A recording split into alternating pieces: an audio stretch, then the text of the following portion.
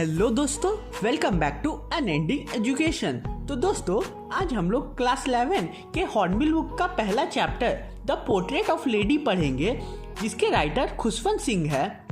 तो फ्रेंड्स, आज का वीडियो थोड़ा लंबा होने वाला है, इसलिए टेंशन लेने की कोई भी बात नहीं है। मैंने आप लोगों के लिए इस वीडियो में डिफरेंट एनिमेशन और अच्छे अच्छे टेम्पलेट्स का यूज किया है, ताकि आप वीडियो देखते देखते बोर ना हो जाए। तो चलिए शुरू करते हैं इस चैप्टर के शॉर्ट ओवरव्यू से। इस चैप्टर में खुशवंत सिंह, जो कि राइटर हैं, उन्होंने बताया है कि उनकी ग्रैंड मदर कैसी थी और उन्होंने अपना चाइल्डहुड उनके साथ कैसे बिताया था। और स्टोरी के लास्ट में उन्होंने बताया है कि उनकी ग्रैंड मदर की डेथ कैसे होती है। पहले तो स्टार्टिंग में राइटर अपनी ग्रैंड माँ का छोटा सा डिस्क्रिप्शन देते हैं और स्टोरी को स्टार्ट करते हैं। वो बोलते हैं कि हर किसी की ग्रैंड मदर दादी के जैसी मेरी भी एक बूढ़ी सी दादी थी। 20 वर्ष से जब से मैंने उन्हें देखा था, वह बूढ़ी होने के साथ साथ उनके पूरे चेहरे में रिंकल्स भरे हुए थे। रिंकल्स का मतलब झुर्रियां होता है। ऑथर ये भी बोल रहे हैं कि लोग कहते थे कि एक समय में उनकी ग्रैंडमा बहुत ही ज़्यादा यंग और प्रिटी दिखा करती थी। उनके एक हस्बैंड भी थे।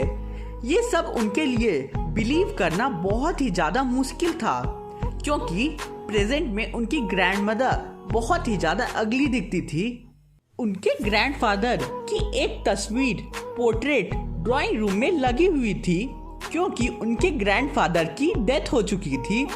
उस तस्वीर में वो एक लूज टर्बन और लूज फिटिंग क्लोथ्स पहने हुए थे। उनकी दाढ़ी चेस्ट को टच करती थी और वो करीब 100 साल के लगते थे। ऐसा लगता था कि उनके बहुत सारे ग्रैंड चिल्ड्रन होंगे। ये सब ऑथर के लिए यकीन करना बहुत ही ज़्यादा मुश्किल था। अब ऑथर बोलते हैं कि उनकी ग्रैंड मदर एकदम छोटी मोटी और थोड़ी बेंड रहती थी, क्योंकि बढ़ते एज में बॉडी में डिफरेंट चेंजेस आती है। आप लोगों को तो पता ही होगा। अब वो बोलते हैं कि ग्रैंड माँ के पूरे फेस में क्रिस क्रॉस रिंकल्स थे। फिर वो बता रहे हैं कि वो बूढ़ी थी, इतनी बूढ़ी थी कि उससे ज़्यादा वो बूढ़ी हो भी नहीं सकती थी। वो कह रहे हैं कि पिछले 20 सालों में उनमें कोई भी चेंजेस नहीं आया है। अब ऑथर खुशवंत सिंह बता रहे हैं कि उनकी दादी वाइट कलर की ड्रेस पहनकर घर में इधर उधर घूमा करती थी। वो अपने एक हाथ में रुद्राक्ष की माला रखती थी और दूसरा हाथ अपने कमर पे रखती थी। उनके होठ लगातार चुपचाप प्रार्थना करने में हिलते रहते थे। वो और उनकी ग्रैंड मदर बहुत ही अच्छे दोस्त थे। ऑथर के पेरेंट्स ने उन्हें अपनी ग्रैंड माँ के पास तभी छोड़ दिया था जब वो शहर के लिए जा रहे थे। अब ऑथर बोल रहे हैं कि उनकी ग्रैंड माँ उन्हें रोज सुबह उठाया करती थी और रेडी करके स्कूल भेजा करती थी।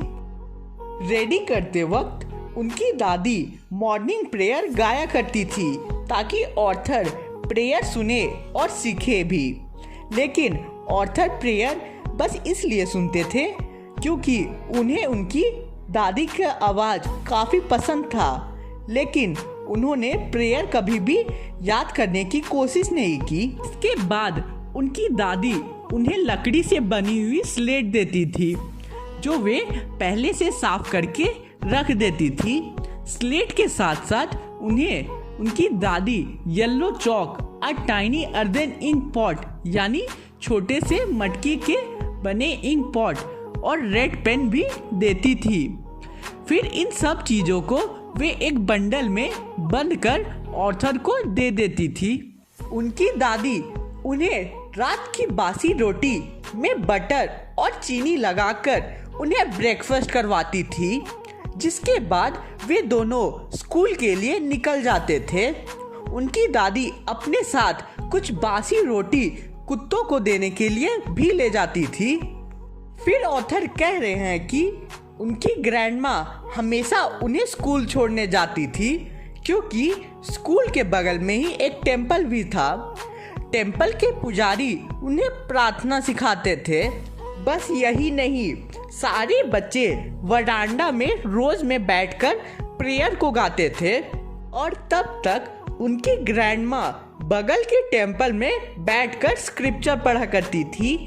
फिर वो दोनों जब अपने अपने काम खत्म कर लेते थे तो एक साथ घर की ओर जाना लगते थे। अब ऑर्थर कहते हैं कि टेम्पल के आसपास रहने वाले स्ट्रीट डॉग्स उनका पीछा करने लगते थे और रोटी के लिए एक दूसरे से लड़ने लगते थे, जो ऑर्थर और उनकी दादी उनके लिए लाती थी। अब ऑर्थर बता रहे हैं कि जब उनके पेरेंट्स सिटी में अच्छे से सेटल हो गए, अपना घर खरीद लिया और डिफरेंट एसेट्स खरीद लिए, तब ऑर्थर और उनकी ग्रैंडमदर के बीच बहुत ही बड़ा टर्निंग पॉइंट आता है। ये अलग बात था कि अभी भी वो दोनों एक ही कमरे में सिटी में सोते। अब उनकी ग्रैंडमा उन्हें स्कूल छोड़ने नहीं जा सकती थी। ऑर्थर अब अपने स्कूल मोटर बस से जाने लगे। अब हमारे बीच कोई भी स्ट्रीट डॉग्स नहीं आते थे। उनकी ग्रैंडमा अब स्पैरो को फीड करना शुरू कर देती है अपने घर के बैकयार्ड में। जैसे जैसे साल बीतते गए, ऑर्थर और उनकी ग्रैंडमदर एक दूसरे से दूर होते गए। कुछ टाइम तक उनकी ग्रैंडमदर ने उन्हें रेगुलरली सुबह उठाया और स्कूल के लिए रेडी करती थी। जैसे ही ऑर्थर स्कूल से वापस आते थे, उनकी ग्रैंडमा उनसे हमेशा पूछती थी कि आज टीचर ने तुम्हें क्या पढ़ाया। ऑर्थर रिप्लाई देते हुए बोलते थे कि उन्होंने आज इंग्लिश वर्ड्स और साइंस में law of gravity, Archimedes principal और वर्ल्ड के बारे में बहुत सारी चीज़ें पढ़ी। ये सुनकर वो अनहैप्पी हो जाती थी।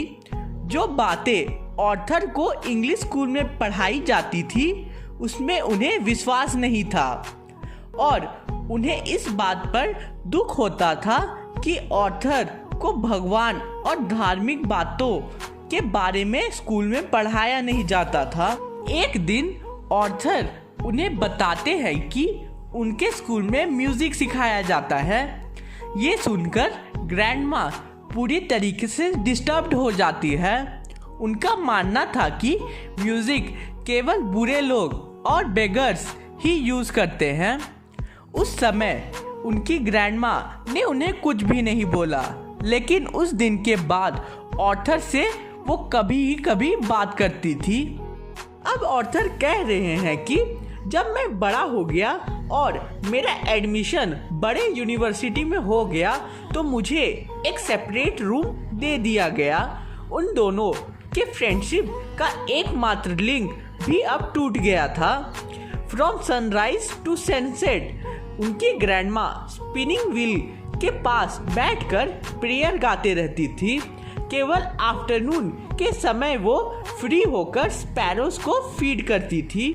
वो वरांडा में बैठकर ब्रेड के छोटे छोटे टुकड़े करके स्पैरोज को फीड करती थी और स्पैरोज उनके लेग और बिना डरे उनके शोल्डर पर बैठा करते थे। ये मोमेंट उनके लिए हैप्पीएस्ट हुआ करता था। अब ऑर्थर ने डिसाइड किया कि वो अपने फर्दर स्टडीज को कंप्लीट करने के लिए अब्रॉड जाएंगे। उन्हें विश्वास था कि उनकी ग्रैंडमा ये बात सुनकर बहुत ही ज़्यादा दुखी होगी। वो उनसे 5 सालों के लिए दूर जा रहे थे, लेकिन उनकी ग्रैंडमा बिना कोई इमोशन दिखाए ऑर्थर को रेलवे स्टेशन तक छोड़ने आई। जाते समय उनकी दादी उनके फोरहेड पे प्यारा सा एक किस देती है, जो कि एक लास्ट इम्प्रिंट होता है उनके फिजिकल कांटेक्ट का। अब 5 साल बीत चुके थे। ऑर्थर अपनी पढ़ाई कंप्लीट करके घर को लौट आए थे और उनकी ग्रैंडमा उन्हें स्टेशन पर पिक करने के लिए आई थी।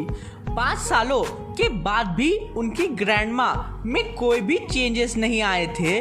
वो बिल्कुल वैसे ही दिख रही थी जब ऑर्थर ने उन्हें लास्ट टाइम पे देखा था। उनकी ग्रैंडमा ने उन्हें देखते ही एक जोर से हग कर लिया। अभी भी उनके लिए उनका फेवरेट काम स्पैरोज को फीड करना ही था। आर्थर ने अपनी ग्रैंडमा में इतने दिनों में बस एक ही चेंज पाया। अब वो आसपास के वुमेन्स को बुलाकर एक जगह जमा करती और ड्रम बजाने के साथ साथ गाना गाती। वो जो गाना गा रही थी वो था home coming of warriors. Arthur ये देख के बहुत ही ज़्यादा शॉक हो जाते हैं क्योंकि एक समय में उनकी ग्रैंडमा को गाना से सख्त नफरत था। अब अगली सुबह उनकी ग्रैंडमा बीमार पड़ जाती है। अब उनके ट्रीटमेंट के लिए एक डॉक्टर को बुलाया जाता है। डॉक्टर बोलते हैं कि उनकी ग्रैंडमा को माइल्ड फीवर यानी हल्की बुखार है और ये जल्दी ही चली जाएगी। लेकिन उनकी ग्रैंडमा का अलग सोच था और वो बोलती है कि मेरा एंड नियर है। अब उन्होंने प्रे करना बंद कर दिया था। वो अपना टाइम और वेस्ट नहीं करना चाहती थी। अब आर्थर कहते हैं कि हमने उनका प्रोटेस्ट विरोध किया लेकिन उन्होंने हम सबको इग्नोर कर दिया और पीसफुल मैनर में बेड पर लेटी थी। वो लगातार मंत्रों का उच्चारण कर रही थी और माला को फेर रही थी, लेकिन अचानक ही उनके लिप्स रुक गए और प्रेयर को गाना बंद कर दिया।